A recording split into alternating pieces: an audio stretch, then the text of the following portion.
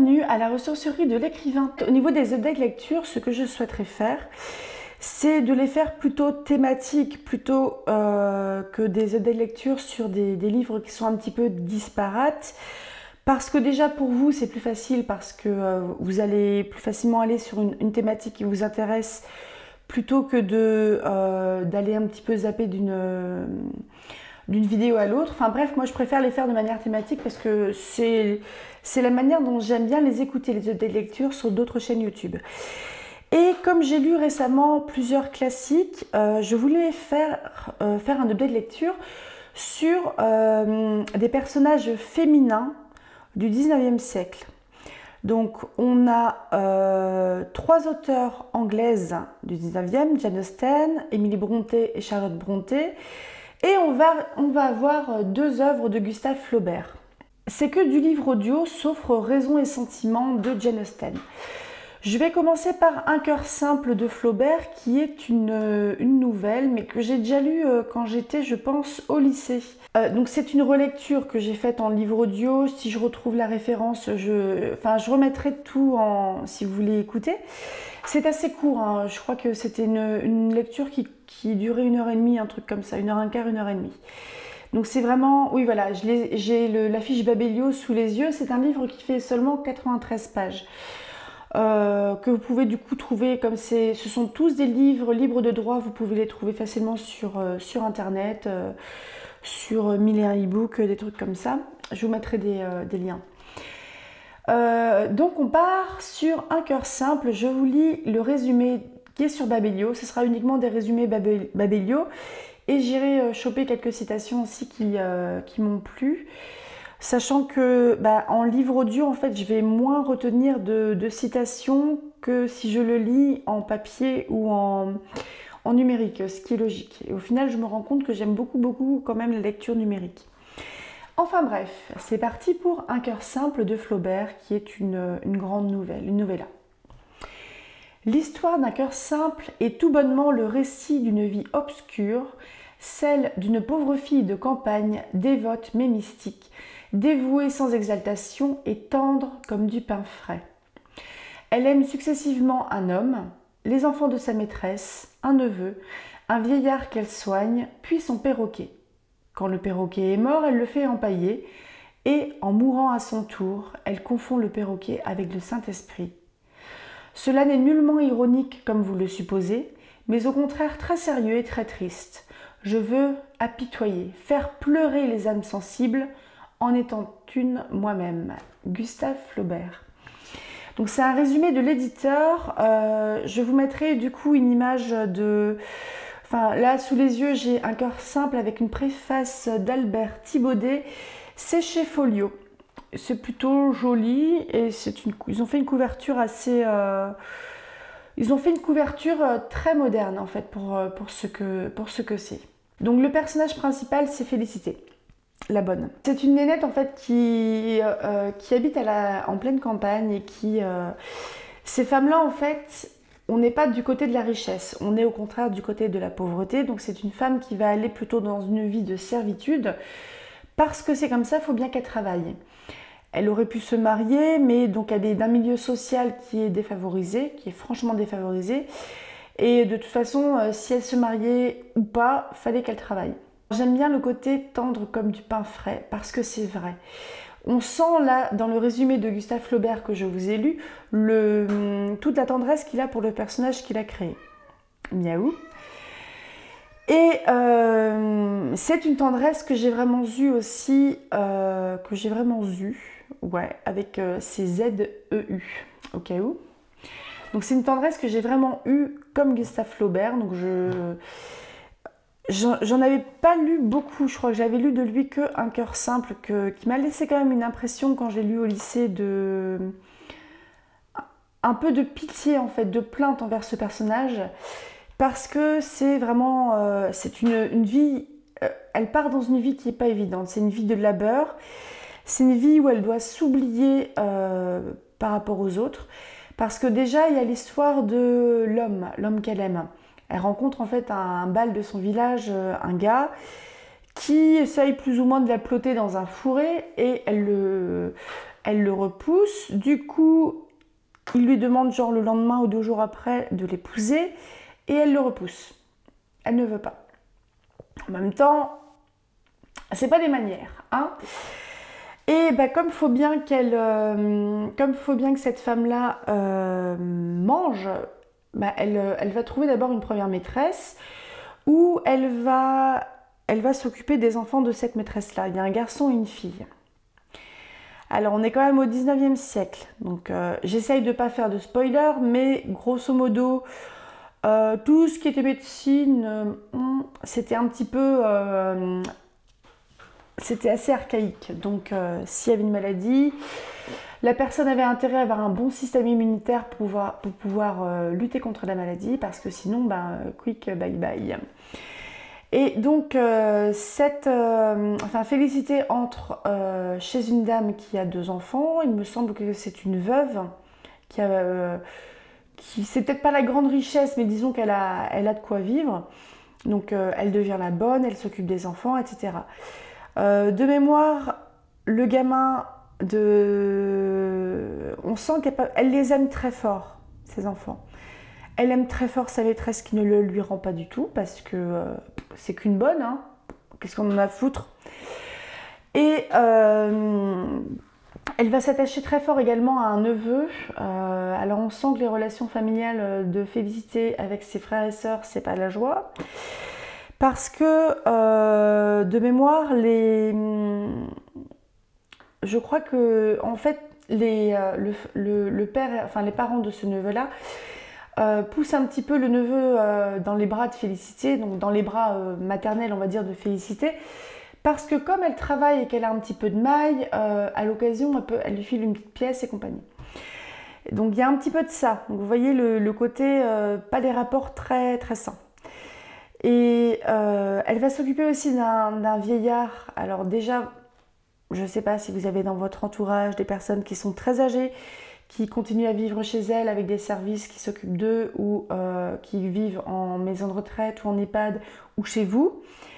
Mais la fin de vie, c'est déjà pas la joie maintenant.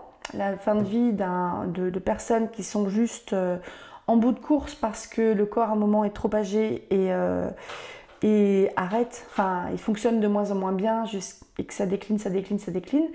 Donc Félicité se retrouve à s'occuper d'un monsieur comme ça qui déclinait, qui était dans des conditions, on va dire, sanitaires épouvantables. Donc elle s'occupe comme ça de lui.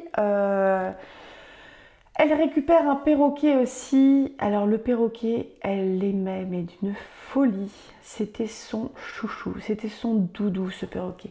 Ce perroquet, il appartenait à une famille boubourge de la ville où elle habite, qui connaît du coup la maîtresse de Félicité. Et en fait, ils ont fait un petit caprice, ils ont eu un perroquet vert, une bête exotique, et à un moment, ils n'en veulent plus parce qu'ils s'en foutent. Ils essayent de le filer à la maîtresse de Félicité qui dit non, j'en ai pas besoin. Félicité le récupère et c'est vraiment son chouchou, son doudou. Et en fait, Félicité, comme ça, tout au long de sa vie, elle va... c'est quelqu'un qui est bon, c'est quelqu'un qui est tendre, c'est quelqu'un qui veut aimer, c'est quelqu'un qui aime et c'est quelqu'un qui n'est pas aimé. Elle est aimée de son perroquet. C'est une vie qui est triste, enfin je trouve qu'il y a un côté un peu lourd et plombant. Et ça me donne très très envie de lire beaucoup plus de Flaubert, parce que déjà Emma Bovary, que je n'avais jamais lu, je l'ai écouté sur je vous en parlerai plus tard, mais je l'ai écouté en livre audio sur la chaîne secondaire de Thibou, de Thibou Boudou, donc la chaîne Thiboukine, et j'ai adoré. C'était mon rendez-vous du dimanche, j'ai vraiment adoré. Et du coup, j'ai très envie de lire d'autres Flaubert, et je pense que je vais en lire en papier aussi ou en numérique. En tout cas, j'ai téléchargé plein de trucs. Pendant un demi-siècle, les bourgeoises de Pont-l'Évêque envièrent à Madame Aubin sa servante Félicité. Pour 100 francs par an, elle faisait la cuisine et le ménage, cousait, lavait, repassait, savait brider un cheval, engraisser les volailles, battre le beurre et resta fidèle à sa maîtresse, qui cependant n'était pas une personne agréable. Vraiment un gros résumé de la relation entre Félicité et sa maîtresse, Madame Aubin, dont je me souvenais plus du nom. Le moment arrivé, Elle courut vers l'amoureux. À sa place, elle trouva un de ses amis. Il lui apprit qu'elle ne devait plus le revoir. Pour se garantir de la conscription, Théodore avait épousé une vieille femme très riche, Madame Lehousset de Touques. Ce fut un chagrin désordonné. Elle se jeta par terre, poussa des cris, appela le bon Dieu et gémit toute seule dans la campagne jusqu'au soleil levant. C'est triste. Enfin, franchement, elle fait vraiment pitié, quoi.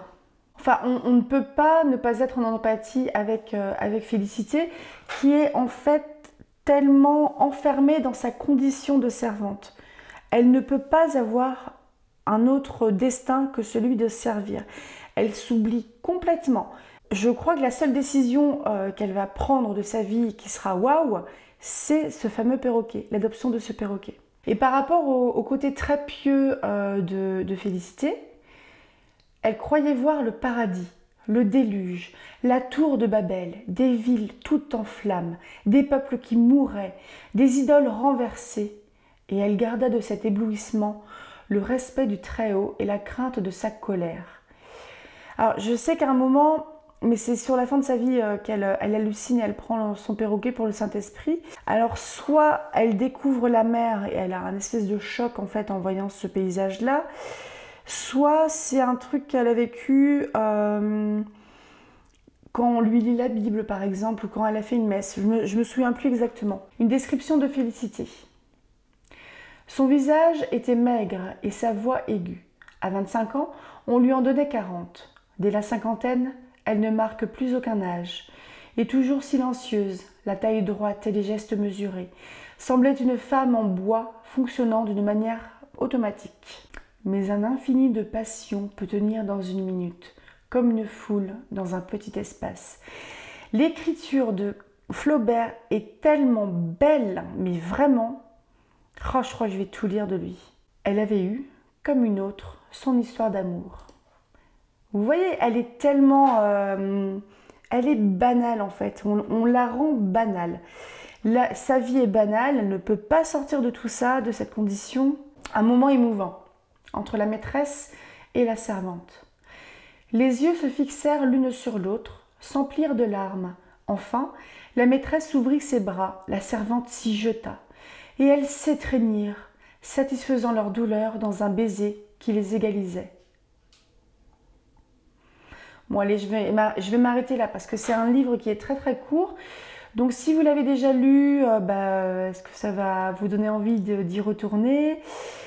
Et si vous ne l'avez pas lu, peut-être que vous avez envie de le lire maintenant, n'hésitez pas à me le dire. On va passer à un autre gros bouquin, ce coup-ci de Gustave Flaubert. C'est Madame Bovary avec le personnage d'Emma. Résumé éditeur. Donc c'est un livre de chez Folio Classique avec l'édition de Thierry Langer, je crois. Il y a peu de femmes que, de tête au moins, je n'ai déshabillé jusqu'au talon. J'ai travaillé la chair en artiste et je la connais. Quant à l'amour, ça a été le grand sujet de réflexion de toute ma vie. Ce que je n'ai pas donné à l'art pur, au métier en soi, a été là, et le cœur que j'étudiais, c'était le mien. Flaubert défend ainsi son œuvre dans une lettre à sa maîtresse Louise Collet. L'amour si quotidien de Charles Bovary, les passions tumultueuses de sa femme Emma étaient décrites avec tant de réalisme que l'auteur et l'imprimeur furent traînés en justice pour offense publique à la morale et à la religion. On les acquitta. Flaubert n'avait peint que la réalité, les moisissures de l'âme. Une femme, mal mariée, dans une petite ville normande, rêve d'amour et le trouve. Mais bon, là, on n'est pas encore dans un truc très youpi là, c'est triste. Et je pense aussi que... alors, Emma, je sais que j'ai des amis qui l'aiment pas. En gros, Emma se marie assez tôt, elle doit avoir 19 ans, un truc comme ça, à Charles Bovary, qui est un médecin sans grande envergure. Ils vont dans une petite ville un peu bourgeoise normande. En gros, c'est une nana qui quitte sa campagne. Elle va se marier avec Charles, elle a une fille, elle n'a pas besoin de travailler, elle voit du monde, etc.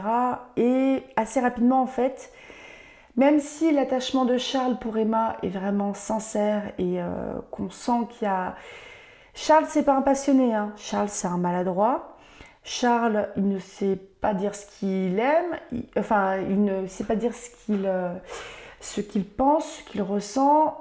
C'est un mou qui a une maman qui est très envahissante, qui ne peut pas blairer Emma. Et Emma, c'est une jolie petite bonne femme qui a peut-être lu un petit peu beaucoup de romances de l'époque, qui a envie de trouver le grand amour et qui trouve le quotidien.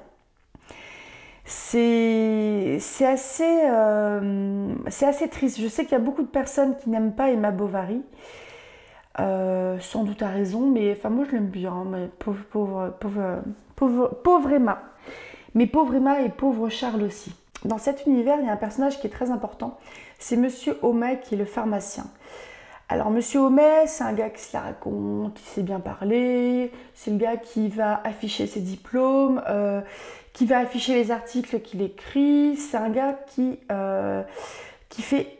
a peut-être une cinquantaine, comment dire, peut-être que 50% des dialogues du roman sur Charles et Emma Bovary, un roman qui s'appelle Madame Bovary, 50% de ces dialogues-là, peut-être, sont de Monsieur Homais.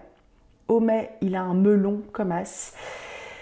Homais, je crois que c'était avec Homais, il y a un moment, il y a un truc qui est affreux, parce que Charles, c'est un petit médecin de campagne, hein, sans grande envergure, qui fait un peu ce qu'il peut, mais qui n'est pas bien brillant, mais c'est un brave gars, quoi. Charles, c'est le brave gars. Et Monsieur Homais va avoir une influence sur lui qui va même devenir très mauvaise, au point où à un moment, ils ont voulu soigner le pied beau. Donc, c'est un varus équin, c'est le pied qui va en dedans. Donc ça entraîne une sacrée boiterie. C'est le pied et la cheville qui sont tordus, ce sont des malformations congénitales. Et Monsieur Homais, il ouvre sa grande goule et il dit on va le soigner. Et en fait, ce pauvre gars qui devait être un livreur ou un truc comme ça, je ne sais plus exactement ce qu'il faisait comme boulot, il se retrouve soigné, mais genre on lui pète la jambe ou des trucs. Enfin, c'est un truc affreux. Il se paye une gangrène et il finit amputé parce que sinon il allait mourir. Du coup, ça fait de la pub, mais alors quelque chose de grandiose pour Charles Bovary. Et Monsieur Homais, il s'en tire. Monsieur Homais, enfin, le truc que je trouve vraiment, que j'ai vraiment aimé dans la lecture de... Je vous conseille vraiment d'écouter le livre audio sur la chaîne T-Booking, je vous mettrai le lien de la playlist. Mais ce qui est vraiment excellent, c'est c'est un roman qui est très réaliste. Donc on est sur du concret, on est sur du quotidien, on est sur le prix de l'anchois par exemple.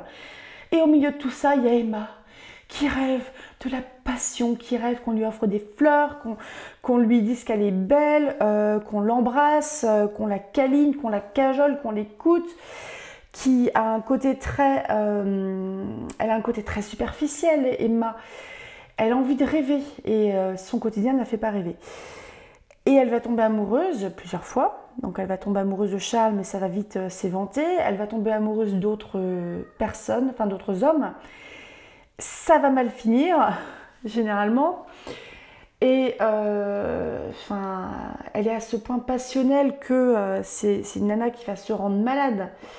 Mais elle va se rendre malade d'amour. Mon chat est très chiant.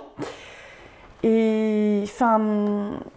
Le truc que j'ai trouvé assez excellent dans ce livre-là, c'est l'humour, parce qu'il y a un décalage. Enfin, l'humour dans Emma Bovary, dans Madame Bovary, est produit par le décalage entre les grandes émotions, les grands sentiments d'Emma et à côté Monsieur Homais qui va parler du cours de l'anchois ou qui ramène sa fraise sur n'importe quoi et qui l'ouvre, ou Charles Bovary qui va signer des trucs parce qu'il a besoin d'argent pour Emma, parce que Emma veut changer la déco, refaire le tissu des canapés et compagnie. Il y a un côté très quotidien, très crasse entre guillemets, qui vient un peu péter tout le côté très rêveur, très enlevé entre guillemets d'Emma. Et en fait, Emma, elle est malheureuse comme les pierres. C'est vraiment un personnage qui m'a fait mal au cœur. Mais Charles aussi. Charles aussi. Et Monsieur Homais, il est très drôle. C'est un con, hein. Il est vraiment très con ce mec-là, mais il est très très drôle. Et on voit tout le côté très mesquin aussi quand Charles Bovary va commencer à avoir des problèmes d'argent. Il y a un marchand de tissus, j'ai plus son nom en tête, qui lui prête de l'argent, etc.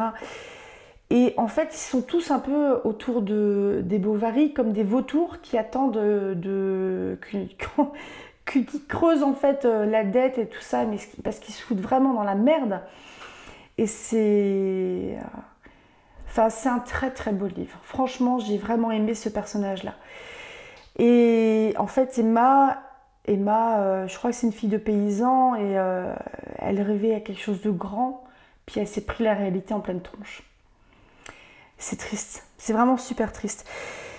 Et c'est une nana qui, en fait, qui a fait un bon mariage parce qu'elle est jolie, mais je crois bien que c'était des paysans et c'est pas des paysans qui étaient très fortunés. Elle épouse un médecin, donc un médecin c'est quand même, on va dire, le cran au-dessus. Et bah ça va pas la satisfaire parce qu'elle a l'impression de pas être aimée. Enfin bref, je reste tournée en boucle sur Emma Bovary, mais j'ai vraiment aimé ce personnage, mais qui peut être détestable à bien des égards et je l'entends complètement, il n'y a pas de souci là-dessus. Je vais vous lire quelques petites citations, des courtes. La parole humaine est comme un chaudron fêlé où nous battons des mélodies à faire danser les ours quand on voudrait attendrir les étoiles. Mais elle, sa vie était froide comme un grenier dont la lucarne est au nord, et l'ennui, araignée silencieuse, filait sa toile dans l'ombre à tous les coins de son cœur. Il se connaissait trop pour avoir ces ébahissements de la possession qui en centuplent la joie. Elle était aussi dégoûtée de lui qu'il était fatigué d'elle. Emma retrouvait dans l'adultère toutes les platitudes du mariage. Ça, c'est une citation qui vient donner corps en fait au roman, parce que le roman repose là-dessus, sur l'ennui d'Emma. Il y a toujours, après la mort de quelqu'un, comme une stupéfaction qui se dégage, tant il est difficile de comprendre cette survenue du néant et de se résigner à y croire. Tout bourgeois, dans l'échauffement de sa jeunesse, ne fût-ce qu'un jour, une minute, s'est cru capable d'immenses passions, de hautes entreprises. Le plus médiocre libertin a rêvé de sultane. Chaque notaire porte en soi les débris d'un poète.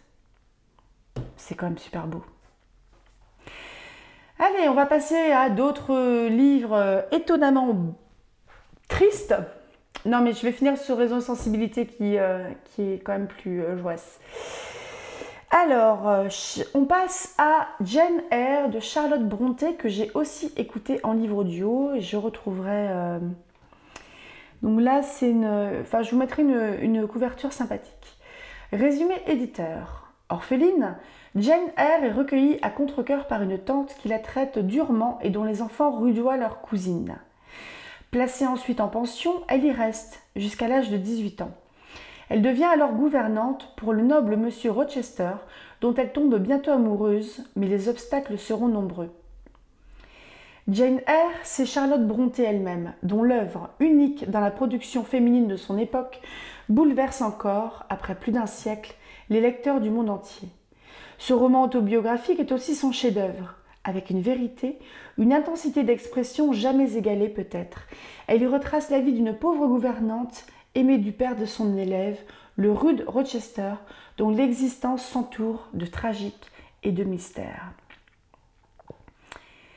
Ah bah je vous avais pas lu de... Attendez, je vais vous lire les premiers paragraphes. Oula, j'espère que c'est pas en allemand, parce que là j'ai une version allemande. Je vous la ferai pas en allemand, je vous l'avouerai. Ah, c'est de l'allemand. Ah non, mais la blague. Es war ganz unmöglich, an diesen Tage einen Spaziergang zu machen. Comme vous pouvez le constater, j'ai jamais fait allemand de ma vie. Donc je vais pas vous lire l'incipit. Alors, Du coup, quelques petites citations. Ouais, alors on est vraiment sur, là encore, les Brontë de mémoire, c'est des gens qui, ça baigne pas dans la richesse non plus. Il y avait une richesse en termes de culture, de curiosité, etc. Mais c'était pas la richesse pécuniaire, donc les femmes, les 1, 2, 3, les sœurs Brontë, quelques-unes au moins, ont dû se mettre à travailler pour subsister en fait, parce que sinon elles crevaient de faim. Et je savais pas qu'il y avait une part autobiographique du coup dans Jane Eyre pour Charlotte Brontë, parce que j'ai envie de creuser un petit peu de ce côté-là, du côté des sœurs Brontë, parce que j'ai beaucoup aimé Les Hauts d'Hurlevent, et j'ai beaucoup aimé aussi Jane Eyre, un petit peu moins, mais j'ai vraiment aimé. Je vais retourner sur le résumé pour éviter de... Voilà. Jane Eyre, elle est à la mort de ses parents, elle est recueillie par son oncle, qui était le frère de sa mère ou de son père, je ne sais plus. Il y a une histoire de promesse. Donc cet oncle-là a promis au père ou à la mère de Jane de s'en occuper. Sauf que l'oncle meurt. Donc Jane, elle se retrouve un peu pièce rapportée dans une famille où, bon, ils ont vécu aussi la mort du père, quoi, du pilier de la famille. Et la tante est vraiment une grosse connasse. En fait, dès que Jane se dispute avec... se dispute avec un de ses enfants, c'est la faute de Jane. Dès que... elle se fait taper, etc. Et à un moment, elle en a marre, Jane, donc elle demande en fait à sa tante à partir, qu'elle la place quelque part. Elle est placée dans une pension de jeunes filles où tout ce que vous pouvez imaginer sur une pension de jeunes filles en négatif, vous l'avez. Parce qu'elles ont à peine de quoi bouffer, c'est pas chauffé, elles subissent des mauvais traitements. Comme elles ont à peine de quoi bouffer, elles tombent malades. Il y a des dysenteries, des trucs comme ça qui traitent de la tuberculose aussi. Bref, c'est pas la joie. Elle va être embauchée dans la pension comme enseignante ensuite, donc elle va y rester. C'est quelqu'un qui est bon, Jane Eyre. Elle a son petit tempérament. Si quelqu'un la fait chier, elle va le dire. Mais c'est quelqu'un de bon. C'est quelqu'un qui... pas quelqu'un de méchant, quoi. Un moment, elle va en avoir marre en fait de sa pension et elle va vouloir trouver une place de gouvernante, ce qu'elle va trouver chez Monsieur Rochester, qui a une fille qui a une dizaine d'années, un truc comme ça. Elle trouve vraiment sa place là. Jane Eyre est quand même quelqu'un de très jeune, elle a 18, 19, 20 ans par là. Monsieur Rochester, je dirais qu'il se rapproche plutôt des 40 ans, 35-40 ans. Et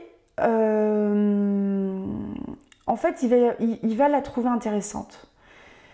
Elle n'est pas décrite comme spécialement jolie, mais je pense que comme elle a une certaine personnalité, Monsieur Rochester va commencer à s'intéresser à Jane. Ils vont avoir, je trouve, des conversations qui sont, je dirais, inappropriées pour l'époque. Parce que clairement, il la drague. Il la drague à mort. Et c'est quelqu'un qui est sombre, c'est quelqu'un qui a des secrets aussi. Jane, elle essaie d'être... c'est une gentille fille, elle essaie d'être compréhensive, de savoir ce qui se passe, de s'occuper un petit peu de tout. Et ça va être une relation qui n'est pas évidente à nouer. Je vais vous lire quelques citations comme ça. Comme il est vrai que la beauté réside dans le regard de qui la contemple. C'est tellement vrai. Il est vain de prétendre que les humains doivent se satisfaire de la tranquillité. Il leur faut du mouvement. Et s'ils n'en trouvent pas, ils en créeront. Bon, spoiler alert ou pas, mais Jane va finir avec... ça va être quelque chose de très passionnel entre Jane et Monsieur Rochester, surtout de la part de Monsieur Rochester. Là, je vous lis un dialogue c'est lui qui s'exprime.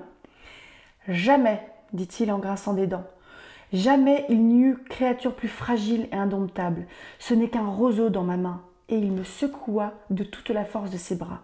Je pourrais la tordre entre le pouce et l'index, mais à quoi cela me servirait-il de la ployer, de la briser, de la broyer? Voyez ses yeux, voyez l'âme résolue, farouche, libre qui s'y reflète, qui me défie, non seulement avec courage, mais avec un amer triomphe. Quoi que je puisse faire de sa cage, je ne puis atteindre ce sauvage et merveilleux esprit. Si je brise, si je détruis la légère prison, mon outrage ne fera que libérer le captif. Je pourrais conquérir la demeure, mais son hôte s'évaderait vers le ciel avant même que je fusse en possession de son abri d'argile. Et c'est toi, esprit, avec ta volonté, ton énergie, ta vertu que je veux, et non pas seulement ta fragile enveloppe. Tu pourrais de toi-même venir d'un vol léger te blottir contre mon cœur si tu le voulais.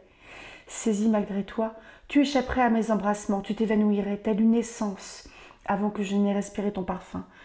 Oh, viens, Jane, viens. Vous voyez, on est vraiment dans du passionnel. C'est vraiment une lecture que j'ai appréciée. C'est une lecture que je ferai aussi en papier ou en numérique parce que, comme je vous l'ai dit, sur les audiobooks, je vais vivre le truc à fond, mais je retiens moins. Mais c'est une très belle découverte.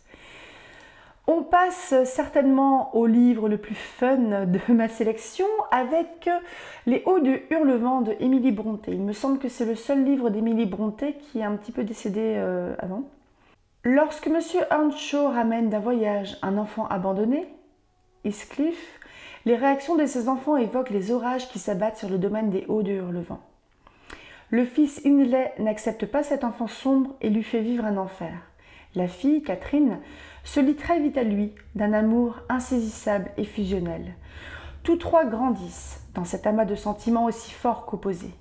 Heathcliff devient un homme sans scrupules, qui jure de se venger des deux hommes ayant empêché le déploiement de son amour. Hindley, le frère ennemi, et Edgar, le mari de Catherine. La destruction de ces deux familles et de leur descendance constitue alors son seul objectif. Dans les paysages sauvages et immuables des landes du Yorkshire, les déchirements sont nombreux et cohabitent dans une passion extrême et des tourments destructeurs. On est en plein dans le roman gothique, avec le paysage, l'environnement qui devient un personnage à part entière, avec des landes qui sont battues par les vents, des arbres qui s'abattent, les portus qui grincent, les planchers qui craquent et compagnie. Vous voyez un petit peu ces paysages un petit peu hantés. Et en fait, Heathcliff, qui est quand même un relatif connard à la fin, enfin à partir de la moitié du livre, c'est un pauvre gamin qui a quand même pas mal bouffé, qui a pas mal subi, qui va aimer très fort et se faire très fortement aimer de Catherine. Donc c'est une relation un peu incestuelle parce que il est élevé du temps où M. Earnshaw est vivant, il est élevé comme un des enfants. Et à la mort de M. Earnshaw, il est relégué au statut de servant, enfin de serviteur. On l'envoie dormir à la grange, quoi. Et c'est quelqu'un qui a de la fierté, Heathcliff. Il est rempli de fierté. Et à un moment, je m'en souvenais plus, mais c'est en discutant avec Alizée dans les commentaires sur une précédente vidéo où je parlais des Hauts de Hurlevent. Alizée, que je remercie et que je salue, m'a rappelé que quand Catherine refuse, non, c'est pas qu'elle refuse d'épouser Heathcliff, je crois qu'il l'a pas demandé, c'est que Catherine, elle va accepter de se marier avec Edgar, tout en se disant au début, oh putain, j'ai dû faire une connerie, parce que Edgar, en fait, il a une petite maison, il a des revenus, et ça pourrait aussi déjà la mettre, elle, à l'abri du besoin, et aussi mettre Heathcliff à l'abri du besoin. Parce qu'ils ont cette espèce d'amour où ils s'aiment très fort, mais je ne suis pas sûre qu'ils savent tout de suite de quel type d'amour c'est. C'est plus qu'un amour fraternel. Je pense même que c'est plus qu'un amour amoureux. C'est vraiment de la passion, mais c'est un amour qui est tellement intense qu'ils se font mal. Ils se font, s'il y en a un qui se prend un taquet à la fierté, il va blesser l'autre. Et c'est des gens qui vont sombrer dans la cruauté. C'est horrible, je vous jure, vous voyez les gens se péter la gueule, littéralement, devenir de plus en plus des gros connards, et c'est vraiment horrible. Pour vous rassurer, si vous n'avez pas envie d'aller lire ce livre-là, ça finit bien. Pas pour tout le monde, mais ça finit bien. Ça finit vraiment sur une note positive et je pense qu'elle était nécessaire parce que c'est un livre qui est lourd, quoi. C'est un livre qui est lourd. Je vais partir sur quelques citations. Ouais, je vais peut-être pas vous la lire celle-là, parce que je vais pleurer. Catherine qui parle de Heathcliff. J'aime le sol qu'il foule, l'air qu'il respire, et tout ce qu'il touche, et tout ce qu'il dit. J'aime tous ses regards et tous ses gestes. Je l'aime entièrement et complètement. Voilà. Catherine qui reparle de Heathcliff, qui parle en fait à sa... C'est Nelly, la servante, qui raconte leur histoire à un personnage qui vient louer en fait une maison dans le coin. Et qui... c'est le prétexte en fait à raconter l'histoire de Heathcliff et Catherine. Et en fait, ce personnage-là, dont j'ai oublié le nom, va rencontrer des personnes qui vivent à la maison de Heathcliff. Et rencontre Heathcliff aussi d'ailleurs. Là, c'est Catherine qui parle encore de Anneli, de Heathcliff. Mes grandes souffrances dans ce monde ont été les souffrances de Heathcliff. Je les ai toutes guettées et ressenties dès leur origine. Ma grande raison de vivre, c'est lui. Si tout le reste périssait et que lui demeura, je continuerais d'exister. Mais si tout le reste demeurait et que lui fût anéanti, l'univers me deviendrait complètement étranger. Je n'aurais plus l'air d'en faire partie. Mon amour pour Linton est comme le feuillage dans le bois. Le temps le transformera, je le sais bien, comme l'hiver transforme les arbres. Mon amour pour Heathcliff ressemble aux rochers immuables qui sont en dessous, source de peu de joie apparente, mais nécessaire. Nelly, je suis Heathcliff. Il est toujours dans mon esprit, non comme un plaisir, pas plus que je ne suis toujours un plaisir pour moi-même, mais comme mon propre être. Et de l'autre côté, c'est la même chose, du côté d'Heathcliff. En fait, il aurait fallu que des gens viennent un petit peu dire détendez-vous les gens là, c'est un peu trop. Cet amour-là où je me dis qu'un aurait été capable de tuer l'autre. Vous voyez? On se dit que ça pue là.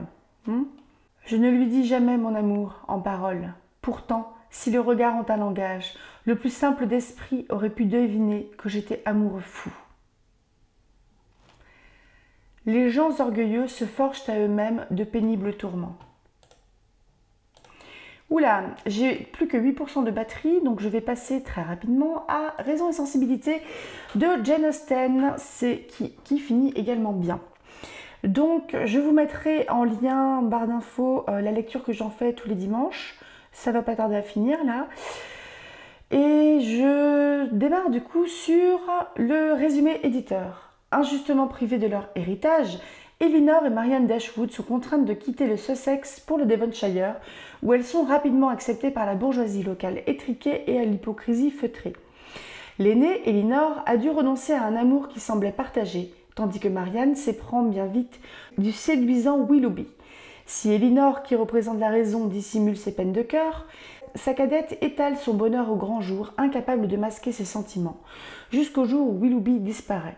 Publié en 1811, Raison et sentiment est considéré comme le premier grand roman anglais du XIXe siècle.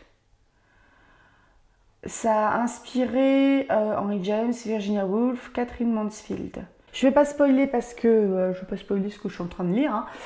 Mais là, on est plus sur de la romance et on est plus sur quelque chose un petit peu plus sain quand même que les romances précédentes, à savoir celle d'Emma Bovary et celle de Hurlevent, donc de Heathcliff et Catherine. Je mets de côté l'histoire d'amour de Jane Eyre et Monsieur Rochester, qui est quand même un peu plus saine aussi que les deux autres. Donc, Raison et sentiment. On a deux frangines. L'aînée est plutôt raisonnable, elle est pondérée, elle est dans le contrôle de ses émotions. La plus jeune, Maria, qui n'a que 18-19 ans, c'est une passionnée. Clairement, c'est une passionnée. Et En fait, à la mort de leur père, elle, comme il y a la loi de l'entail, je ne sais pas comment on le dit, E-N-T-A-I-L, donc c'est une loi anglaise qui dit que les femmes, en fait, elles n'ont pas le droit d'hériter.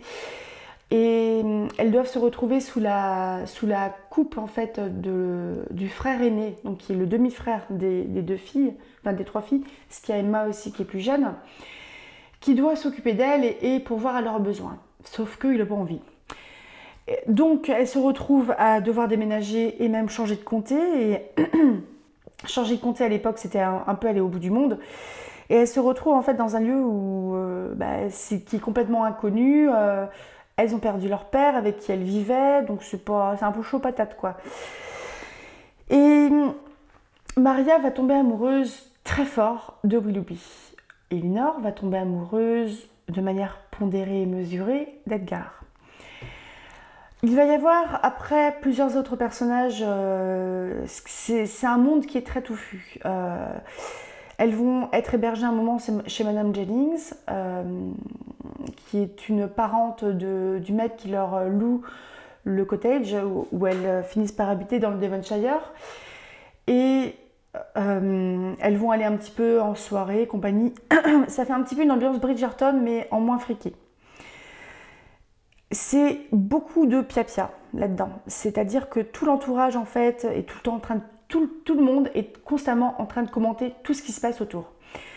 Que Maria, elle est trop mignonne avec Willoughby, que Willoughby, c'est quelqu'un de tellement charmant, qu'Edgar, il est tellement ennuyeux, Edgar, et puis Elinor, elle est trop raisonnable, elle est chiante aussi. Tout le monde est tout le temps en train de commenter tout. Et en fait, ça va les foutre dans la merde, quelque part. Parce que... la plupart des gens qui commandent tout comme ça vont le faire plutôt pour s'occuper, parce que c'est des gens qui sont assez oisifs et qui se rencontrent à des thés, à des bals et compagnie, à des repas. Et il faut bien meubler un peu ce qui se passe. Et on va rencontrer le colonel Brandon. Le colonel Brandon, c'est mon chouchou. J'aime beaucoup en fait, c'est un gars qui est droit dans ses bottes, qui est sérieux, mais qui peut se révéler passionné aussi. Et je ne vous en dis pas plus. Il y a l'histoire d'un secret de famille qui va être révélé là-dedans. Donc si vous voulez essayer d'imaginer ce que ça peut être à partir de ce résumé. Et franchement, quand j'ai fini la lecture il y a quelques semaines quand même, je pense que je l'ai préféré à Orgueil et Préjugés, parce que j'ai préféré en fait la fin de Raison et Sentiment, qui est pourtant un premier livre. C'est le premier roman de Jane Austen. Et c'est pas forcément le plus connu pour moi, c'est plus Orgueil et Préjugés. Mais celui-là, j'ai ressenti en fait une sincérité qui est plus forte que celle d'Orgueil et Préjugés. Et je pense que c'est une histoire qui est très proche de ce que Jane Austen va vivre. Mais je vous en dis pas plus parce que je partirai un moment pour faire des vidéos thématiques sur Raison et Sentiment de Jane Austen, avec une partie biographie justement sur Jane Austen. Je vais vous lire quelques citations de Raison et Sentiment. Voilà. Elinor. Elle ne parlait pas beaucoup, car, à l'inverse de beaucoup de gens, elle mesurait le nombre de ses paroles à celui de ses idées. Elinor est juste intelligente, en fait. Un homme qui ne sait que faire de son temps envahit toujours celui des autres. Je ne vous dis pas de qui il s'agit. Lorsqu'on ne souhaite pas être convaincu d'une chose, on trouve toujours des raisons d'en douter. Alors là, c'est les petites piques de Maria, parce que Maria, quand elle va pas bien, elle envoie des parpaings à sa sœur, qui est adorable. Notre situation est donc pareille. Nous n'avons ni l'une ni l'autre rien à dire. Toi, parce que tu ne communiques rien, et moi, parce que je ne cache rien. Elle est méchante, hein. Il y a quelque chose qui est très important dans Raison et Sensibilité, qu'on va retrouver chez Flaubert, d'ailleurs, c'est l'humour. C'est l'ironie que Jane Austen qui est une très très fine observatrice de son environnement. Donc là, elle écrit sur ce qu'elle connaît. Hein. Comme Gustave Flaubert écrivait aussi sur... Comme je pense tous ces auteurs et autrices, j'aime pas le terme autrice, que j'ai cités là, ils écrivent sur ce qu'ils connaissent.